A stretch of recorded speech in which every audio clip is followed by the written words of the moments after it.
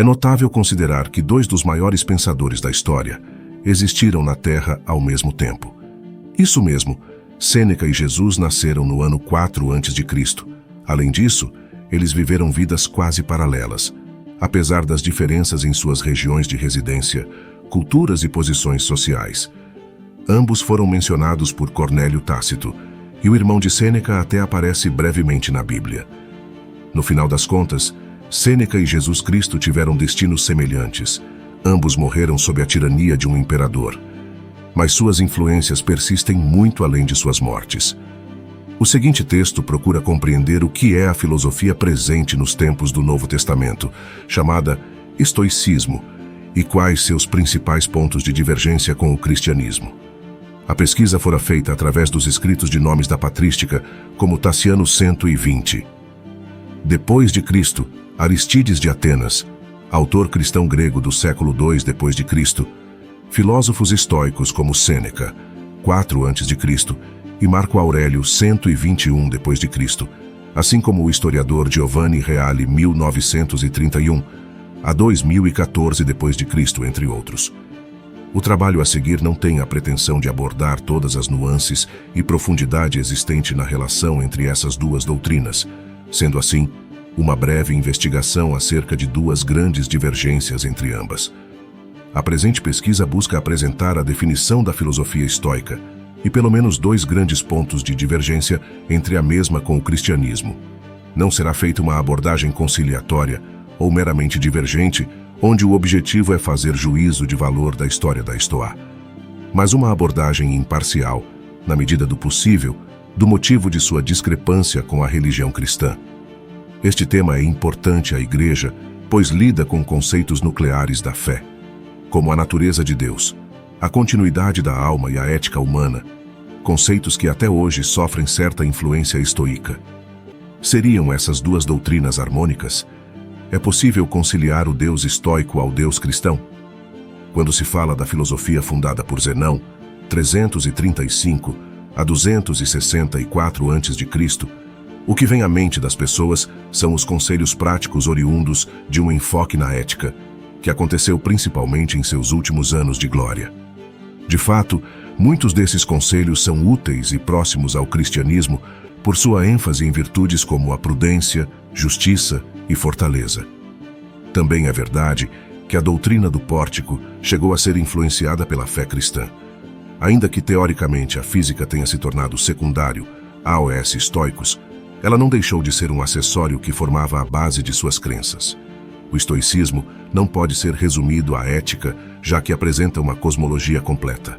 O estoicismo foi uma doutrina fundada por Zenão de Sítio, que buscava o desenvolvimento de virtudes através da abnegação das paixões, aceitação do destino e a serenidade diante de quaisquer circunstâncias, para alcançar a verdadeira felicidade, o que para eles apenas o homem sábio estaria apto a experimentar. De Cristo a 110 a.C. e Posidônio 135 a.C., a 51 a.C.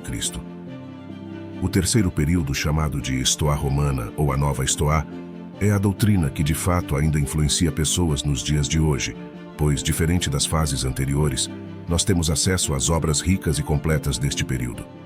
Encerrados os prolegômenos, podemos abordar duas crenças fundamentais dessa doutrina, que são antagônicas ao cristianismo. O irmão de Sêneca era governador em 52 d.C., assim como Sêneca foi chamado de volta do exílio para servir como tutor do jovem Nero. Paulo foi acusado e levado a julgamento pelos judeus.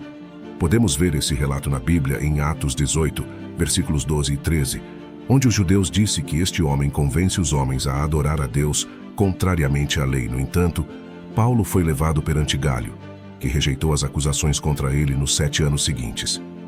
Paulo desenvolveu com sucesso suas igrejas em todo o império, enquanto Sêneca passou de tutor de Nero a seu braço direito. Estoicismo e cristianismo compatíveis. Quando Nero se tornou imperador aos 16 anos, Sêneca se tornou conselheiro do imperador. Sua primeira tarefa foi escrever discursos para Nero para convencer Roma de que não era totalmente insano. Dar a uma criança poderes quase divinos sobre milhões de pessoas. Infelizmente, tempo rapidamente revelou que Nero estava perturbado e com falhas, 64 d.C. O grande incêndio atingiu a cidade de Roma, impulsionado por fortes ventos, destruindo mais de 2/3 da cidade Sêneca, e Jesus viveram vidas notáveis, deixando ensinamentos profundos para as pessoas de sua época. Neste vídeo, exploraremos as semelhanças entre o estoicismo e o cristianismo. Convidamos você a assistir o vídeo várias vezes para uma experiência mais profunda dessas duas filosofias e como elas se cruzam. Inicialmente, é interessante mencionar que a mensagem profética de Jesus no início recebeu apoio do apóstolo Paulo e outros que procuraram adaptar os ensinamentos de Jesus para uma audiência mais ampla. Paulo, um judeu farisaico, estava imerso nos ensinamentos estoicos enquanto viajava pelo Mediterrâneo. O primeiro encontro de Paulo com os estoicos ocorreu em Atenas, onde ele participou de debates no mercado. Em seu discurso no Areópago, Paulo citou o estoicismo ao falar sobre o Deus Criador que está próximo de todos nós. Mais tarde, em sua jornada, Paulo se encontrou com Gálio, o irmão de Sêneca, que era governador em 52 d.C. Paulo foi acusado pelos judeus, mas Gálio rejeitou as acusações. Enquanto isso, Sêneca se tornou conselheiro de Nero e teve que escrever discursos para convencer Roma de que Nero não era totalmente insano. No entanto, Nero posteriormente ordenou a decapitação do apóstolo Paulo no mesmo ano. Esses eventos levantam a questão da compatibilidade entre o estoicismo e o cristianismo. Embora tenha havido alguns conflitos, muitos estudiosos argumentam que essas duas filosofias têm mais em comum do que se imagina. Ambas enfatizam o contentamento, a importância do amor ao próximo e a busca pela sabedoria.